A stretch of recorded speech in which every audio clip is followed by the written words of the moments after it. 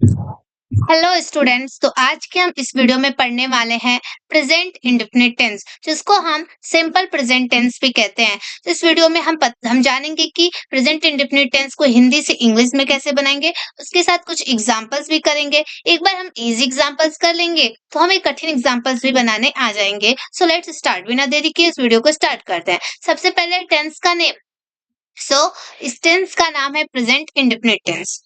इसका उपयोग हम कहाँ-कहाँ करते हैं? इसका उपयोग करते हैं हैबिट्स, आदत में। जैसे कि वह रोज खाना खाती है, ये उसका आदत है और ये हो जाएगा हमारे हैबिट्स। यूनिवर्सल ट्रुथ मतलब जिसको बदला नहीं जा सकता। जैसे कि सूर्य पूर्व से उगता है, ये यूनिवर्सल ट्रुथ है और ये प्रेजेंट इंडेफिनिट टेंस में ही आता है। डेली रूटीन, जैसे कि वो रोज सुबह ब्रश करता है, ये डेली रूटीन, ये भी प्रेजेंट इंडेफिनिट टेंस में आ गया। और फैक्ट्स, कुछ तथ्य, जैसे कि शेर बकरी खाता है, तो ये भी एक तथ्य है, तो ये हमारे प्रेजेंट इंडेफिनिट टेंस में ही बन जाता है।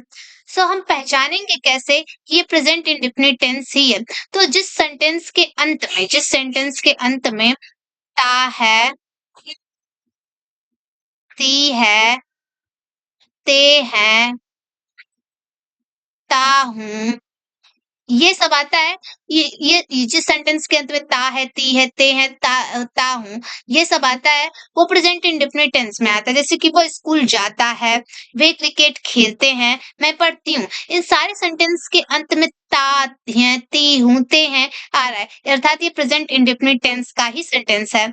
नेक्स्ट है सब्जेक्ट। अगर सब्जेक्ट आई होगा तो, क्योंकि ये प्लूरल है, तो आप इसके अंत में यस या ईएस नहीं लगाएंगे। लेकिन अगर सब्जेक्ट ही, शी, इट या फिर किसी का नाम होगा तो ये सिंगुलर में आते हैं, तो आप उसके वर्ब के अंत में यस या ईएस उसके वर्ब के हिसाब से लगाएंगे। जैसे सिंगुलर में आ जाता है ही, सी, इट, या फिर किसी पर्सन का नाम, जैसे कि राम, सीमा, रीमा, तो हम उसके वर्ब लगाने के बाद उस वर्ब में यस या ईएस जोड़ देते हैं। अगर सब्जेक्ट प्लूरल है, जैसे कि आई, यू, वी एंड दे, तो इसमें वर्ब में यस या ईएस नहीं लगता है, सिंपल वर्ब का ही उपयोग करते हैं। जैसे कि अफर्मेटिव सेंटेंस, वाक्य, सिंपल सेंटेंसेस, ऐसे सेंटेंस जिसमें नहीं या फिर क्या ये शब्द नहीं आते हों, इन सब्जेक्ट्स को क्या कहते हैं? Affirmative sentence. इसमें अफर्मेटिव सेंटेंस का स्ट्रक्चर है, सबसे पहले सब्जेक्ट होगा, फिर वर्ब का बेस फॉर्म का मतलब है कि वर्ब का फर्स्ट फॉर्म, और उसमें हम क्या लगाएंगे? यस या ईएस सब्जेक्ट के हिसाब से लगाते हैं। देन हम लगाते हैं object and then full stop. जैसे मैं क्रिकेट खेलता हूँ, मैं का हो जाता है आई, और आई क्या है? आपका प्लूरल है, तो इसमें प्ले, और प्ले के साथ यस या ईएस नहीं लगेगा। I play cricket. नेक्स्ट है वह स्कूल जाता है, क्योंकि वह यहाँ पे सिंगुलर है, तो वह का हो जाएगा ही, और जाना का होता है गो, क्योंकि वह यहाँ पे सिंगुलर है तो इसमें ईएस लग जाएगा। He goes to school, he goes to school. Next है वे किताबें पढ़ते हैं, वे, दे, ये क्या है? बहुवचन है, तो अगर बहुवचन है तो इसके वर्ब में एस या ईएस नहीं लगता है, तो पढ़ना का क्या होता है? रीड, दे रीड बुक्स, क्योंकि यहाँ पे किताबें हैं तो यहाँ पे बुक्स होगा, अगर किताब होता तो बुक होता। नेक्स्ट है निगेटिव सेंटेंस, नकारात्मक वाक्य, मतलब ऐसे सेंटेंसेस जिसमें नहीं का उपयोग हुआ हो, उनको हम क्या कहते हैं? नकारात्मक वाक्य कहते हैं, जिसका स्ट्रक्चर होता है सब्जेक्ट प्लस डू या डज नॉट, देन वर्ब का फर्स्ट फॉर्म, और तब जाके ऑब्जेक्ट। अगर ही, सी, इट मतलब अगर सिंगुलर हुआ तो उसके साथ क्या लगता है? डज लगता है, और अगर प्लूरल हुआ तो उसके साथ क्या लगता है? डू लगता है। ही, सी, इट या फिर किसी का नेम हुआ तो उसके साथ डज लगता है। नेगेटिव एंड इंट्रोगेटिव सेंटेंसेस में, जैसे कि मैं क्रिकेट नहीं खेलता, तो मैं हो जाएगा सब्जेक्ट आई, एंड आई के साथ क्या लगता है? क्योंकि आई प्लूरल है तो यहाँ पे हो जाएगा do not, I do not, and then verb का फर्स्ट फॉर्म प्ले, एंड क्या नहीं खेलता, cricket, I do not play cricket. Next है वह स्कूल नहीं जाता, तो वह के लिए ही, और ही जो होता है सिंगुलर है इसलिए यहाँ पे लगा है does not go to school. वे किताबें नहीं पढ़ते हैं, वे का हो जाएगा दे, क्योंकि वे जो होता है प्लूरल है इसलिए do not read books, they do not read books. Next है इंट्रोगेटिव सेंटेंस। इंट्रोगेटिव सेंटेंस का अर्थ होता है प्रश्नवाचक वाक्य, ऐसे शब्द जो हमसे प्रश्न कर रहे हो, हमसे पूछ रहे हो, जैसे उस और उसे हम कहते हैं प्रश्नवाचक वाक्य। और ऐसे सेंटेंस में क्वेश्चन मार्क ये लगा होता है। तो सबसे पहले हम लगाते हैं डू या डज सब्जेक्ट के हिसाब से, एंड देन वर्ब का फर्स्ट फॉर्म, एंड देन हम ऑब्जेक्ट लगाते हैं, एंड देन क्वेश्चन मार्क जरूर लगाते हैं। जैसे क्या तुम चाय पसंद करते हो, तो तुम क्या है प्लूरल, तो उसके लिए क्या लगेगा डू, और फिर उसके बाद हम सब्जेक्ट लगाएंगे do you, and then verb क्या है उसके बाद पसंद करना। पसंद करने का क्या होता है like, do you like T, क्योंकि टी क्या है ऑब्जेक्ट है। क्या वह फुटबॉल खेलता है, तो सबसे पहले वह के हिसाब से क्या लगेगा डज, खेलता है मतलब लड़का है तो ही लगेगा does he, and then verb का फर्स्ट फॉर्म प्ले खेलने के लिए, and then object does he play football, does he play football. Then next है क्या वे बाजार जाते हैं, वे क्या है प्लूरल है, देन यहाँ पे डू लगेगा डू, और वे के लिए they do they, and then verb go to, and then object do they go to market.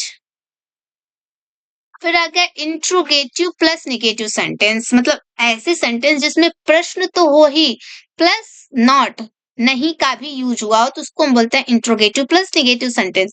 ऐसे सेंटेंसेस का स्ट्रक्चर होता है सबसे पहले डू या डज लगाते हैं, देन सब्जेक्ट लगाते हैं, देन नॉट, देन वर्ब का first form, then object, and तब जाके क्वेश्चन मार्क लगाते हैं। जैसे एग्जाम्पल में हो गया क्या तुम चाय पसंद नहीं करते हो, तो डू, क्योंकि तुम है तो तुम के हिसाब से डू यू, फिर नॉट लगाएंगे नॉट, एंड देन वर्ब का फर्स्ट फॉर्म पसंद करने का like, do you not like, क्या पसंद नहीं करते tea, do you not like tea. Then होता है क्या वो फुटबॉल नहीं खेलता, वह क्या है हमारा सिंगुलर है, तो यहाँ पे क्या लगेगा डज, डज ही, एंड नहीं खेलता तो यहाँ पे क्या लगेगा नॉट, खेलना का क्या होता है play football, does he not play football.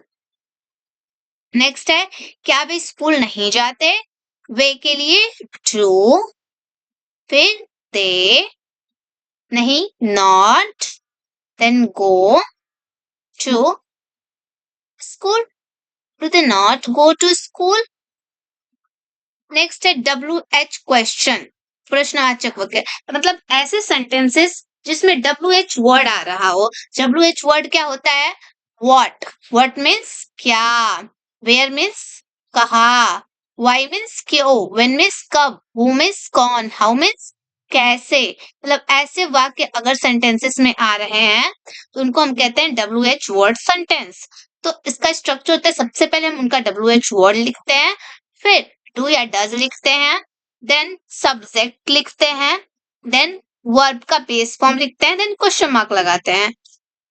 जैसे कि एग्जांपल में तुम कहाँ रहते हो, तो सबसे पहले हम क्या लिखेंगे WH वर्ड, तो यहाँ पे WH है कहाँ, तो सबसे पहले कहाँ का क्या होता है वेयर, एंड देन हम डू या डज लगाएंगे तो यू के हिसाब से क्या होगा do, then subject you, and then verb where do you live, live means रहना, वह क्या चाहती है, तो यहाँ पे WH वर्ड है व्हाट, एंड देन डज, क्योंकि सी के लिए does, she want, what does she want.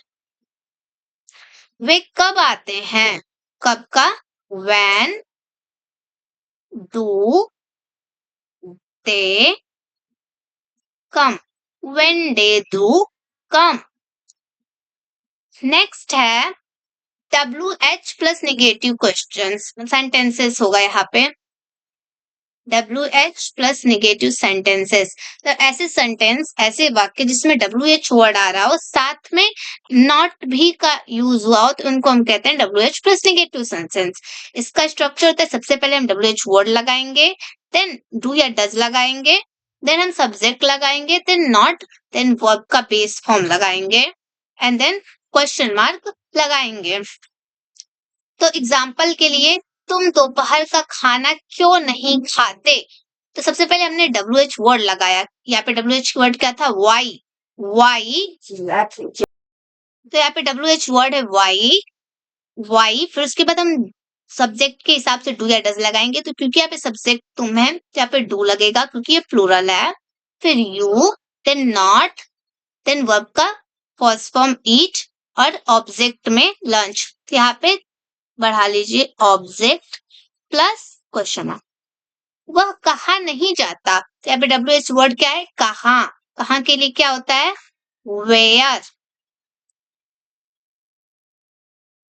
Where and then वह के लिए does, where does he not and verb का first form go, where does he not go and then question mark लगेगा।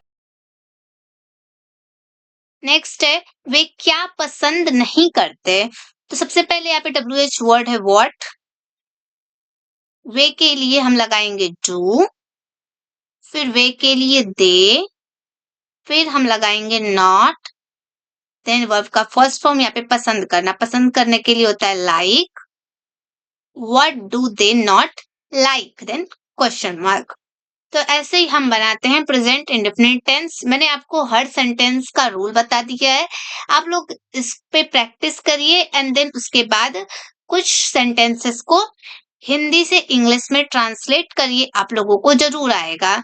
Next है common verb list. तो common verb list में मतलब ऐसे कौन से वर्ब है जो हमेशा हमारे सेंटेंसेस में आते रहते हैं, जैसे ईट मीन्स खाना, गो मीन्स जाना, प्ले मीन्स खेलना, रीड मीन्स पढ़ना, राइट मीन्स लिखना, रन मीन्स दौड़ना, जंप मीन्स होता है कूदना, सिंग मीन्स गाना, डांस मीन्स नाचना, ड्रिंक मीन्स पीना, लिव का मतलब होता है रहना, स्लीप मीन्स सोना, वेकअप मीन्स जागना, एक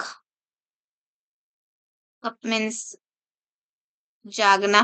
तो ये सब हमारे जो होते हैं कॉमन वर्ब्स होते हैं जिनको अपने हम सेंटेंसेस में यूज कर लेते हैं। Next translate the following Hindi sentence into English. तो हमें क्या करना है, इस हिंदी सेंटेंस को इंग्लिश में बदलना है। सबसे पहले वह दूध पीता है, वह के लिए ही, एंड पीता है के लिए ड्रिंक। आप लोग जानते हैं कि ये क्या है, सिंगुलर, तो यहाँ पे लग जाएगा यस, ही ड्रिंक्स, क्या पीता है, दूध, ही ड्रिंक्स मिल्क। नेक्स्ट है मैं रोज स्कूल जाता हूँ, मैं के लिए आई, जाना के लिए गो, क्योंकि ये प्लूरल है तो यहाँ पे गोज नहीं लगेगा। I go to school and then रोज के लिए क्या हो जाएगा, daily, I go to school daily. Then वे क्रिकेट नहीं खेलते हैं, वे के लिए दे, फिर डू नॉट खेलना, play cricket, they do not play cricket. Next है क्या तुम खाना खाते हो? क्या, तो यहाँ पे WH वर्ड से शुरू हुआ है, सबसे पहले होगा वॉर,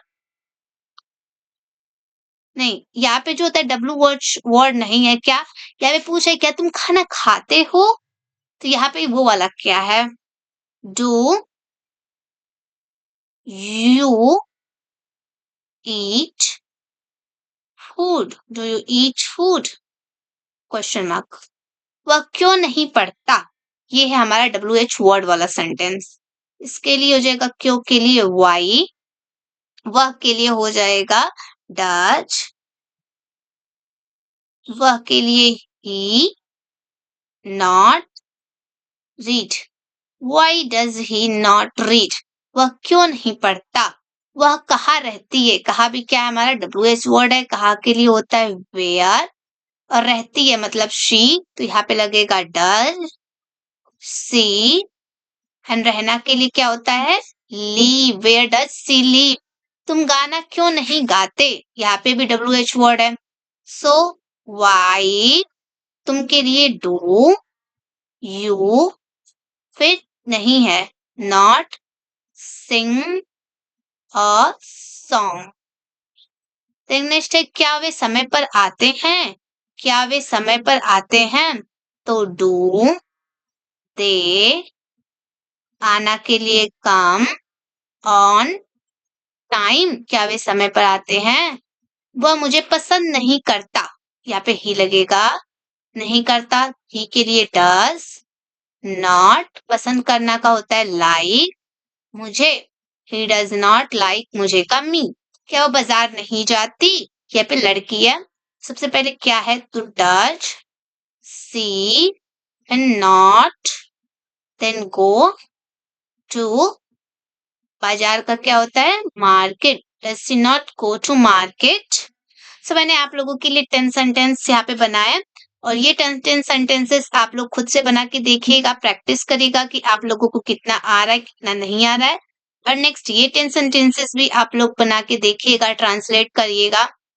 यहाँ पे कुछ बोनस टिप्स हैं, जैसे कि ही सी इट के साथ यस या ईएस लगता है, क्यों? ही सी इट या फिर नेम के साथ, क्यों? क्योंकि ये सिंगुलर होता है। डू या डज का यूज हेल्पिंग वर्ब के रूप में करते हैं। डू या डज का उपयोग हेल्पिंग वर्ब के रूप में कहाँ करते हैं? निगेटिव सेंटेंसेस में करते हैं और इंट्रोगेटिव सेंटेंसेस में करते हैं। और जब निगेटिव इंट्रोगेटिव दोनों हो तो वहां पे भी डू या डज का उपयोग हेल्पिंग वर्ब के रूप में करते हैं। नेगेटिव में नॉट लगता है, वर्ब बेस फॉर्म में ही रहता है एक्सेप्ट अफर्मेटिव विथ ही से। देखो वर्ब में ना जैसे कि हमारा यस या ईएस जो होता है जब हमारा सिंगुलर सब्जेक्ट हो तब लगता है, लेकिन अगर ये सिर्फ अफर्मेटिव के लिए लगता है, ये सिर्फ क्या किसके लिए अफर्मेटिव के लिए ही लगता है। अगर हमारे सेंटेंस निगेटिव में हो या इंट्रोगेटिव में हो तो ये जो हमारे वर्ब में एस या ईएस नहीं लगता है, वहां पे डू या फिर डज लगता है। सो ये वीडियो पूरा हुआ। आई होप कि आप लोगों को प्रेजेंट इंडेफिनिट एंड फ्यूचर समझ में आया होगा। So thank you so much for watching this video. Let's keep practising, keep learning. All the best to my all students. Thank you so much.